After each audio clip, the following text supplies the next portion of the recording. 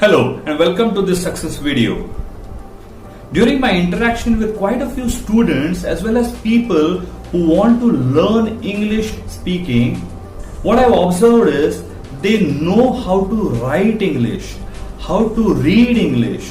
They can also understand when someone else is speaking English. But the problem is they are not able to speak English confidently themselves.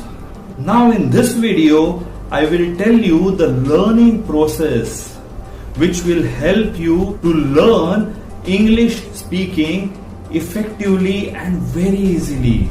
But before I get into the learning process, I want you to understand 5 thumb rules of speaking English fluently and confidently. Number 1. You can speak English fluently if you can read English fluently. Number 2. If you are making grammatical mistakes in speaking English, then usually you will find that you are making grammatical mistakes even when you are writing in English. Number 3.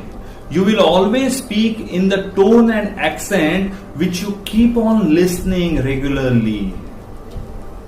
Number 4, your body language will be similar to what you see and observe regularly.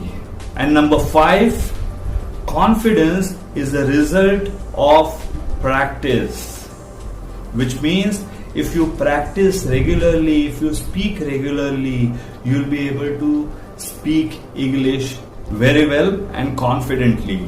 So now the learning sequence is so very clear. The learning sequence to speak English fluently and confidently consists of 3 steps. Number 1, read, listen and see or observe.